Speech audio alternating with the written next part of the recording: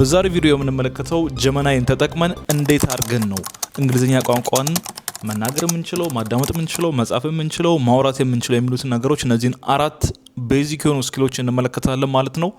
አብሬ እኔም ከናንተ እኩል ያለው ነገር ነው ማሳያችሁ ማለት ነው። ጀመናይ ላይ ገብተን እንመለከታለን። ጀመናይ እንዴት አድርገን ለላንጉዌጅ ለእንግሊዘኛ ዛሬኛ የምናተኩረው ወደ እንግሊዘኛ ላይ ነው የምናተኩረው፣ እንዴት አድርገን እንደምንጠቀምበት እንመለከታለን ማለት ነው።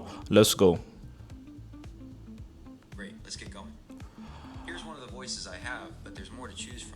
ኦኬ ድምጽ እያስመረጠኝ ነው። እስኪ የተለያዩ ድምጾች ከፈለጋችሁ ትመርጣላችሁ። እንግሊዘኛ መማር እፈልጋለሁ። መናገር፣ ማንበብ፣ መጻፍ፣ ማውራት፣ ማዳመጥ እፈልጋለሁ። ስለዚህ በደንብ አድርገህ ፕላን እናውጣ። የ3 ወር ፕላን እናውጣና ከመጀመሪያ ደረጃ አርገህ እንዴት እንደምታስተምረኝ ንገረኝና ምን ማወቅ እንደሚገባ ትነግረኛለህ።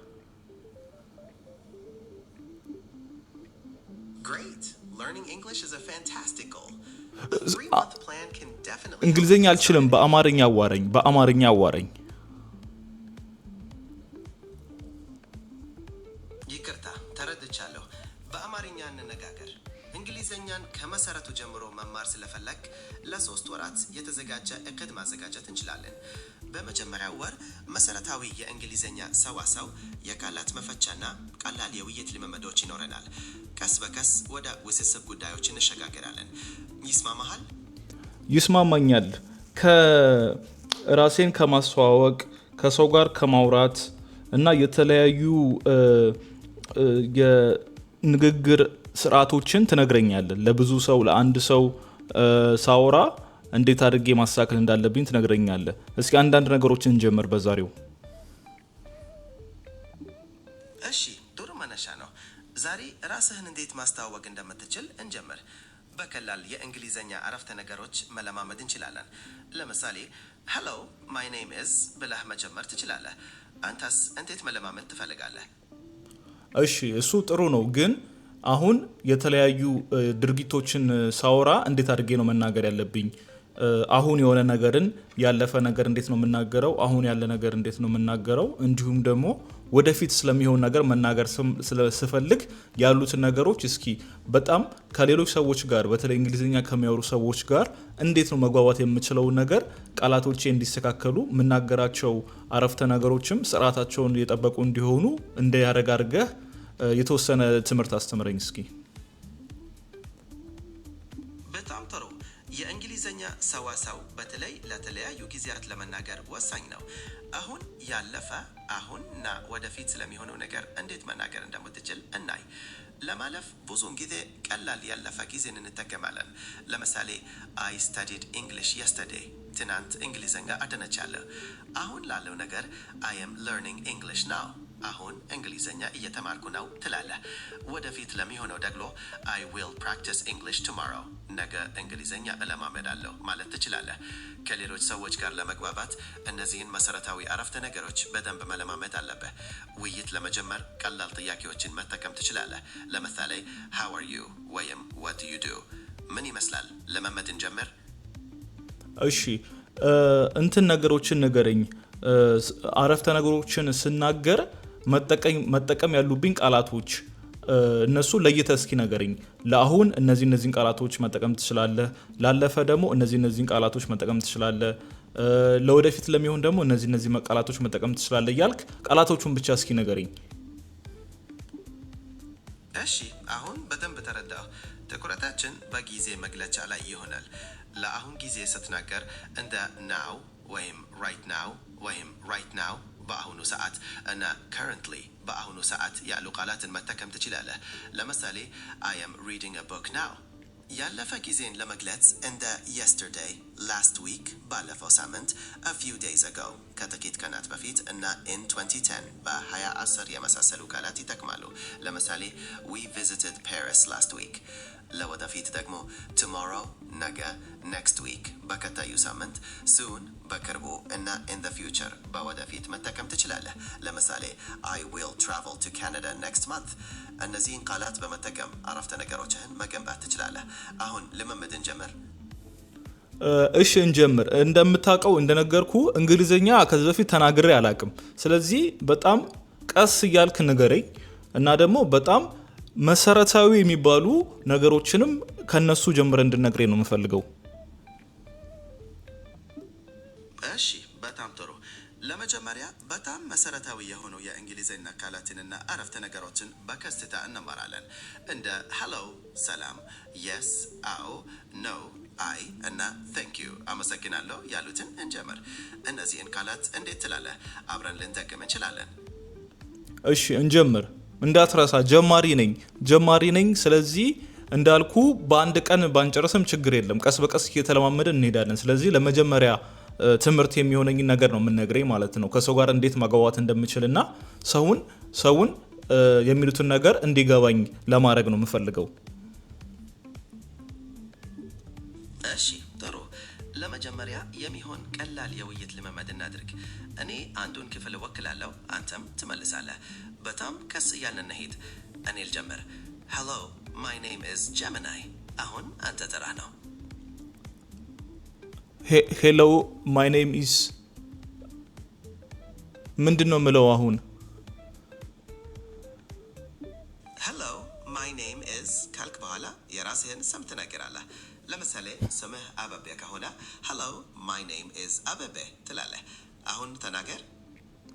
my name is አበበ። great አበበ nice to meet you። great አበበ ለመተዋወቅ ደስ ይላል።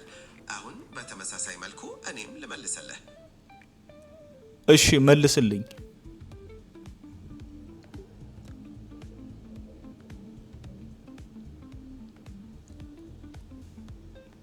sure and you can say nice to meet you too። ምን ማለት ነው እሱ? nice to meet you too ማለት እኔም ለመተዋወቅ ደስ ይለኛል ማለት ነው። አሁን ይህንን ልትጠቅመው ትችላለህ። እሺ ልሞክር። nice to meet you too።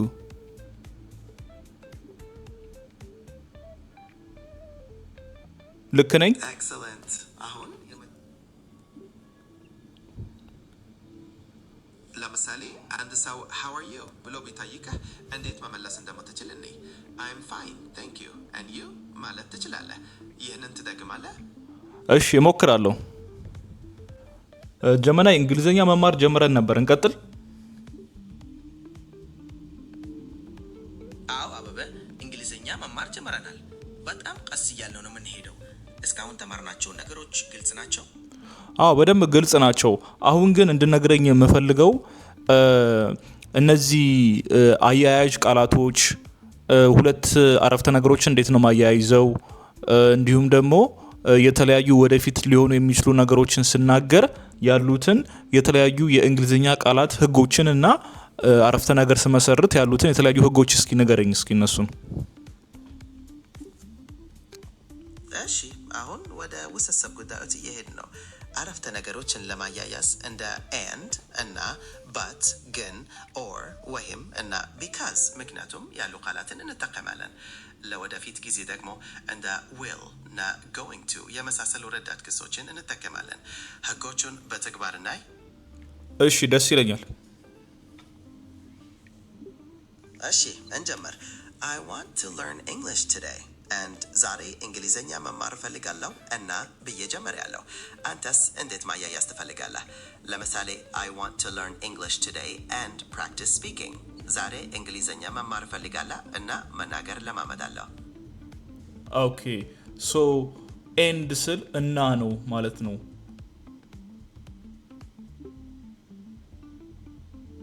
ልክ ነህ። and ማለት እና ማለት ነው። ሌሎች አያያዥ ቃላትንም በተመሳሳይ መንገድ መማር እንችላለን። ለምሳሌ but ማለት ግን ማለት ነው። ልምምድ እናድርግ። እሺ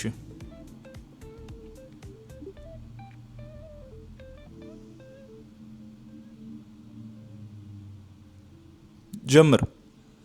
እሺ አሪፍ ነው። ሌላ ምን? አዎ አበበ ምንድን ነው የምትጠይቀው? እሺ ስለ በት እናውራ ብለኸኝ ነበር። እሺ በት ማለት ግን ማለት ነው የሆነ ነገርን ከሌላው ጋር በማነጻጸር ወይም ተቃራኒ ሀሳብን ለመግለጽ ይጠቅማል። ለምሳሌ I want to go to the park but it is raining። ወደ ፓርክ መሄድ ፈልጋለሁ ግን ዝናብ እየዘነበ ነው። ግልጽ ነው? ግልጽ ነው።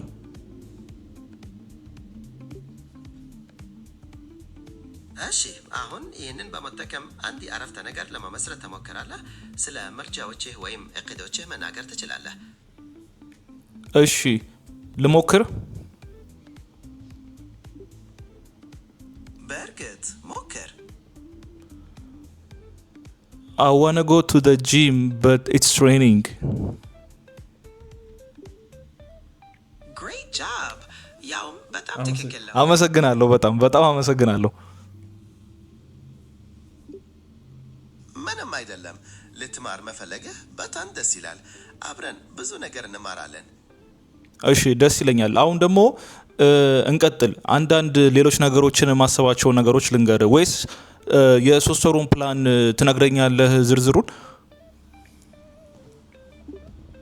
አሁን የሶስት ወሩን እቅድ በዝርዝር እንመልከት። በመጀመሪያው ወር መሰረታዊ የእንግሊዘኛ ሰዋሰው እና የዕለት ተዕለት ውይይቶች ላይ እናተኩራለን። በሁለተኛው ወር የቃላት መዘናን እናሰፋለን እና አጫጭር ንባቦችን እና አጻጻፍን እንለማመዳለን። በሶስተኛው ወር ይበልጥ ውስብስብ የሆኑ የንግግር ልምምዶችን እና የሰዋሰው ህጎችን እንመለከታለን። ዝርዝሩ ግልጽ ነው? ዝርዝሩ ግልጽ ነው። በጣም ጥሩ። ታዲያ የመጀመሪያው ወር እቅድ ላይ ትኩረት እናድርግ። መሰረታዊ የእንግሊዘኛ ሰዋሰው ስንል እንደ ግስ፣ ስም እና ቅጽል ያሉትን ነገሮችን እንማራለን። እንዲሁም ራስህን እንዴት ማስተዋወቅ እና ቀላል ውይይቶችን መጀመር እንደምትችልም እናያለን። ዝግጁ ነህ? ዝግጁ። አሪፍ። እንግዲያውስ የመጀመሪያው ርዕሳችን ግሪቲንግስ ሰላምታ ይሆናል። በእንግሊዘኛ ሰላምታ መለዋወጥ ብዙ መንገዶች አሉ። እንደ ሄሎ፣ ሃይ ወይም ጉድ ሞርኒንግ የመሳሰሉትን ሰምተህ ይሆናል። እነዚህን መለማመድ እንጀምር።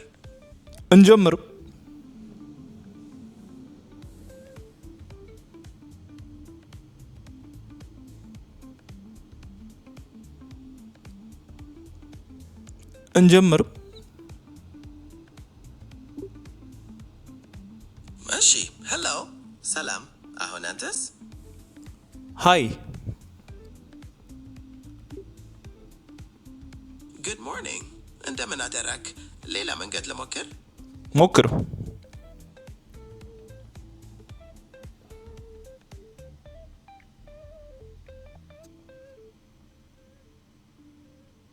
እየሞከርክ ነው?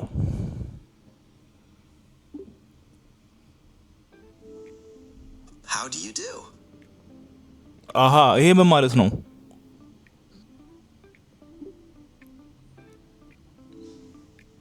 How do you do ማለት እንዴት ነህ ወይም እንደምን ነዎት ማለት ነው። እሱም እንደ መደበኛ ሰላምታ ያገለግላል። መልስስ? I'm doing fine. ፐርፌክት አበቤ፣ በጣም ጥሩ። አሁን መሰረታዊ ሰላምታዎችን መለዋወጥ ትችላለህ። ቀጣይ ወደ አዳዲስ ቃላት እንለፍ።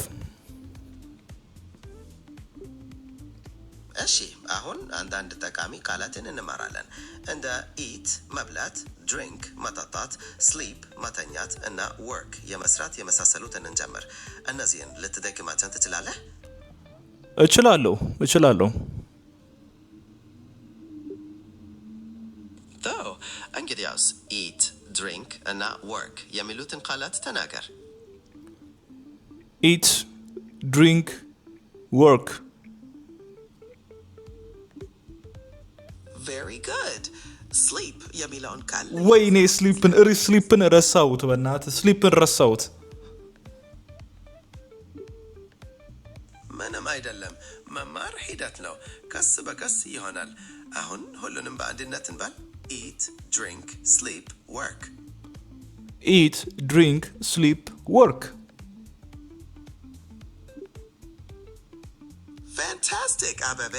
አሁን እችላለሁ። በእናትህ የአራዳ ልጅ ነኝ እኮ እችላለሁ። በጣም ጥሩ የራዳ ልጅ መሆንህን አሳይተሃል። አሁን ወደ ቀጣዩ ደረጃ እንሂድ። ስለ አረፍተ ነገር አወቃቀር ህጎች መማር ትፈልጋለህ? እሺ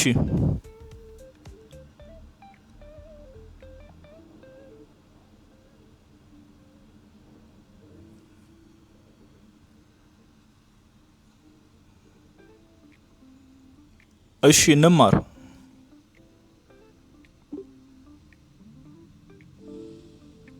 እሺ ቀላል አረፍተ ነገር አወቃቀር ህጎችን ነኝ።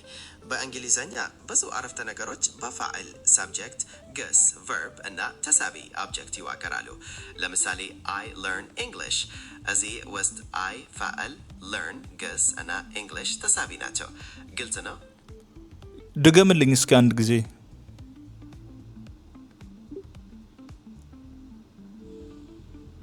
እሺ በአረፍተ ነገር አወቃቀር ህጎች ላይ ነበርነን።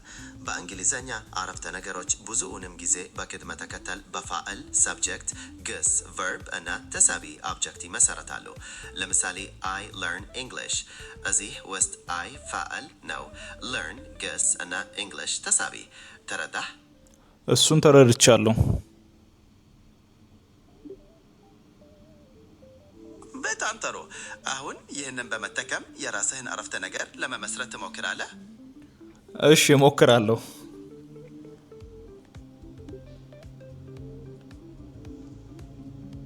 አሪፍ ምሳሌ እስታ። እሺ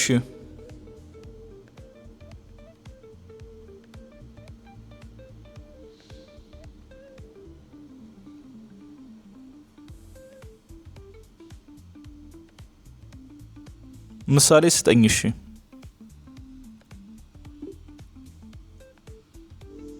እሺ ለምሳሌ ሺ ፕሌይስ ሶከር። እሷ እግር ኳስ ትጫወታለች። እዚህ ውስጥ ሺ ፋዕል፣ ፕሌይስ ግስ እና ሶከር ተሳቢ ናቸው። አሁን አንተስ? ምንድን ነው ያልከኝ? ድገምልኝ። ሺ ፕሌይስ ሶከር። እሷ እግር ኳስ ትጫወታለች። ይህንን ምሳሌ ተጠቅመህ የራስህን አረፍተ ነገር ለመመስረት ትሞክራለህ? እሺ ሂ ፕሌይስ ሶከር።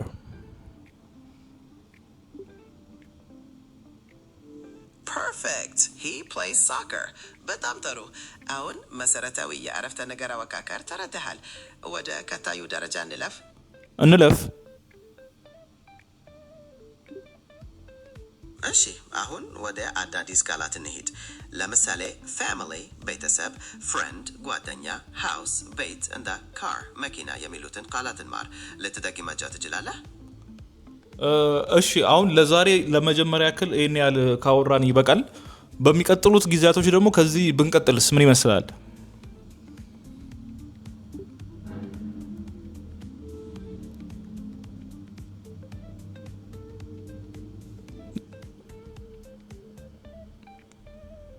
ጀመናይ አልሰማኝም?